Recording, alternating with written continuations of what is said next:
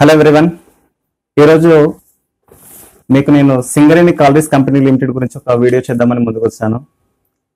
ఈ యొక్క అంశం ఏంటి అంటే సింగరేణి కాలరీస్ గురించి మన తెలంగాణ లోపల గోదావరి పరివాహక ప్రాంతమైనటువంటి ఒక పెద్దపల్లి, ఉమ్మడి కరీంనగర్ జిల్లా లోపల ఉన్నటువంటి ఇప్పుడు నూతనంగా ఏర్పడిన జిల్లాలు పెద్దపల్లి, మంచిర్యాల, మందమరి, బెల్లంపల్లి లాంటివి, తర్వాత కాల్సిరాపూర్, తర్వాత ఇక్కడ చూసినట్లయితే ప్రొఫెసర్ జయశంకర్ భూపాలపల్లి ఏరియా కావచ్చు, ఖమ్మం యునైటెడ్ జిల్లా నుండి ఇప్పుడు భద్రాద్రి కొత్తగూడెం జిల్లా, ఇల్లందు, మహబూబాద్ ఈ ఏరియాలో వస్తుండొచ్చు. ఇందులో చాలా మంది సింగరేణి కార్మికులుగా పనిచేస్తున్నారు. అయితే మా ముందుకు ఒక చిన్న విషయాన్ని దృష్టికి తీసుకొచ్చారు చాలా మంది. దీని సందేహం మీద నాకు ఒక వీడియో చేయండి అని చెప్పేసి ఎన్జిఓ వారిని సంప్రదించడం జరిగింది, పిఆర్ ఫౌండేషన్ వారిని.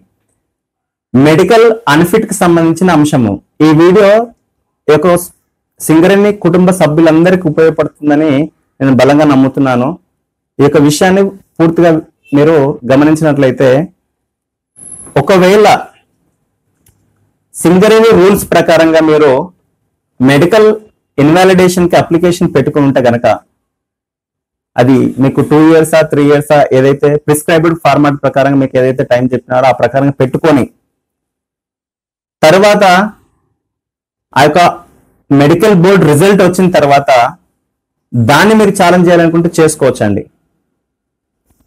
సార్ మమ్మల్ని డబ్బులు అడిగినారు, మమ్మల్ని లంచం అడిగినారు, మాకు అందుకే ఫిట్ ఇచ్చారు, ఇటువంటివన్నీ కూడా మనము ఓవరాల్ గా ఇంటి పక్కన మాట్లాడుకుంటే ఏం కాదండి. ఇంకో విషయం ఏం చెప్తున్నారంటే, న్యూస్ పేపర్లలో సార్ మెడికల్ బోర్డు మీద అవకతవకలు జరిగినాయి సార్, మాకు అపనమ్మకం ఉన్నది, మాకు ఆరోగ్యం బాగాలేదు, అయినప్పటికీ కూడా ఫిట్ ఫర్ సేమ్ జాబ్ ఇచ్చారు, మాకు దీని అనుమానం ఉంది సార్ అని చెప్పేసి చాలా మంది అంటున్నారు. కొంతమంది న్యూస్ పేపర్స్ కూడా నా దగ్గర తీసుకురావడం జరిగింది. నేను దాన్ని చెక్ చేశాను, నిజమే నా సార్ న్యూస్ పేపర్లో ఏమైనా వచ్చిందా అలాంటిది అని చెప్పేసి. సాక్షిలో 29/5/2024 మెడికల్ బోర్డు అవకతవకలపై ఏసీబీ విచారణ అని చెప్పేసి ఒకటి వచ్చింది ఆర్టికల్. తర్వాత నెక్స్ట్ డెక్కన్ క్రానికల్ లోపల 12/2/2024 Singareni recruitment under ACB scanner అని చెప్పేసి ఒక ఆర్టికల్ వచ్చింది. ఫర్దర్ గా 24/1/2024 లోపల ACB probe into irregularities in essential compassionate appointments అని చెప్పేసి వచ్చింది. అంటే మన సింగరేణి కార్మికులు ఎవరైతే పనిచేస్తున్నారో వాళ్ళకి ఆరోగ్యం బాగాలేనప్పుడు ఇప్పుడున్నటువంటి ఒక గవర్నమెంట్ గత ప్రభుత్వం నుంచి మనకు కంపాషనేట్ అపాయింట్మెంట్స్ అనేది ఆప్షన్ అనేది రన్నింగ్ అవుతుంది. అది అందరికి తెలిసిన విషయమే. చాలా మంది ఏం చెప్తున్నారంటే రూమర్స్ స్ప్రెడ్ చేస్తున్నారు, ఇలాంటివి మీరు చేయకండి. డబ్బులు ఇస్తే పలానానికి అన్ఫిట్ అయింది, వాళ్ళ కొడుకు వచ్చింది జాబ్, లేకపోతే వాళ్ళ బిడ్డకి జాబ్ వచ్చింది, లేదంటే వాళ్ళ అల్లునికి జాబ్ వచ్చిందని చెప్తున్నారు. ఇలా కాదండి, ఇలా చెప్పకండి. కంపెనీని ఎప్పుడు కూడా బదనం చేయొద్దు. కంపెనీ లోపల ఏమైనా చిన్న చిన్న మిస్టేక్స్ జరిగితే వాటిని ఎలా రెక్టిఫై చేసుకోవాలో సొల్యూషన్ వెతకాలి, సొల్యూషన్ పాయింట్ ఆఫ్ లో ఆలోచించాలి. ఎందుకంటే కంపెనీ యొక్క చాలా మంది ఎంప్లాయీస్ కంపెనీలో పనిచేస్తూ కంపెనీని ఆ యొక్క డిగ్రేడ్ చేసేటువంటి ఆలోచన వద్దు. కంపెనీ రన్ అవ్వాలి. ఈ యొక్క నల్ల బంగారం అనేది వెలికితే జరుగుతూనే ఉండాలి. కంపెనీలో పనిచేసేటువంటి ప్రతి శ్రామికునికి, ప్రతి కుటుంబానికి మంచి జరిగేలా కోరుకోవాలి. ఎందుకంటే సింగరేణి కంపెనీస్ వెలికి తీసేటువంటి బొగ్గు వల్ల దేశం మొత్తానికి అది ప్రత్యక్షంగా గానీ పరోక్షంగా గానీ ఏదో ఒక విధంగా సహాయపడుతూనే ఉంటుంది. ఎలక్ట్రిసిటీ విషయంలో అయితేనేమి, తర్వాత ఒక ఎంప్లాయ్మెంట్ జనరేషన్ విషయంలో అయితేనేమి, ప్రతి ఇంటి లోపల కాదు ప్రతి దేశంలో ఏదో ఒక సమస్య అనేది ఉంటూనే ఉంటుంది. ఆ సమస్యను ఎలా పరిష్కరించుకోవాలనే దిశగా మనం ఆలోచించాలి. తర్వాత సీఎంఓ రీసెంట్ గా ఇంకొక ఆర్టికల్ తీసుకొచ్చి ఇచ్చాడు. ఒక వ్యక్తి, ఒక సంబంధించినటువంటి బాధితుడు, సార్ సీఎంఓ లోపల సీఎంఓ చీఫ్ మెడికల్ ఆఫీసర్ పైన కూడా ప్రోబ్ జరిగింది సార్, ఏసీబీ వాళ్ళు ఎంక్వైరీ చేస్తున్నారు. ఇక్కడ ఏంటంటే మా యొక్క ఫాదర్ కి హెల్త్ బాగాలేదు, అతనికి చెవులు పనిచేయవు, తర్వాత కళ్ళు కూడా పనిచేయవు సరిగా, కొంతవరకు డిసబిలిటీ కూడా పర్సెంటేజ్ సర్టిఫికేట్ కూడా ఇచ్చారు కోటి లోపల గవర్నమెంట్ మెడికల్ ఎగ్జామినేషన్ చేసి అని చెప్పేసి. అలాంటి మీకు మెడికల్ పాయింట్ లోపల ఎవిడెన్స్ ఉండి ఆ యొక్క సింగరేణి మెడికల్ బోర్డు ఏదైతే రిజల్ట్ డిక్లేర్ చేసిందో అటువంటి దాన్ని మీరు గౌరవ హైకోర్టు ఆఫ్ తెలంగాణ లోపల మీరు ఛాలెంజ్ చేసుకోవచ్చు. అంతే తప్పించి మాకు ఇది జరగలేదు, మేము సూసైడ్ చేసుకుంటాము, లేదంటే మేము ఒక 10 లక్షలు 20 లక్షలు అప్పు తీసుకొచ్చేసి లంచాలు ఇస్తాము, ఇలా దీన్ని ఎంకరేజ్ చేయకూడదండి. మీకు చట్ట ప్రకారంగా రాజ్యాంగం కల్పించినటువంటి ఫండమెంటల్ రైట్స్ ఉన్నాయి. మీకు రైట్స్ కి ఏమైనా వైలేషన్ జరిగితే కనుక మీరు గౌరవ హైకోర్టు సంప్రదించవచ్చు. ఎవరైనా మిమ్మల్ని లంచం అడిగినట్లయితే ఇప్పుడున్నటువంటి గౌరవ ప్రభుత్వము ఏసీబీ వాళ్ళు చాలా చక్కగా పనిచేస్తున్నారు. ఈ గవర్నమెంట్ ప్రస్తుత గవర్నమెంట్ మేము చాలా అభినందిస్తున్నాము.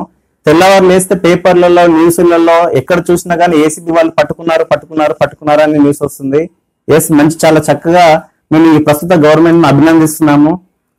యాజ్ ఏ అడ్వకేట్ గా చాలా విషయాలు మా దృష్టికి వచ్చినప్పుడు ఏసీబీ వాళ్ళు చాలా చక్కగా పనిచేస్తున్నారు. మీకు ఎవరైనా లంచం అడిగితే ఏసీబీ వాళ్ళకి ఇన్ఫార్మ్ చేయండి, ఫస్ట్ పాయింట్. సెకండ్ పాయింట్, మీకు ఎక్కడైనా అన్యాయం జరిగితే మీరు బాధపడుతూ కుమిలిపోతూ చనిపోవాల్సిన పని లేదండి.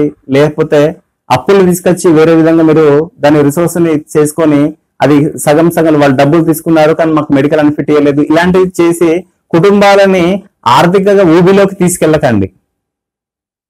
మా దృష్టికి చాలా మంది అలా చెప్తారు, డబ్బులు ఇచ్చాము సార్ మాకు పని కాలేదు, లేదంటే మేము చాలా రకాలుగా రిసోర్సెస్ దగ్గర ఉన్న వాళ్ళతో మీకు అనుకున్నాం సార్, పైసలు తీసుకుంటున్నారు పని చేయడం లేదు.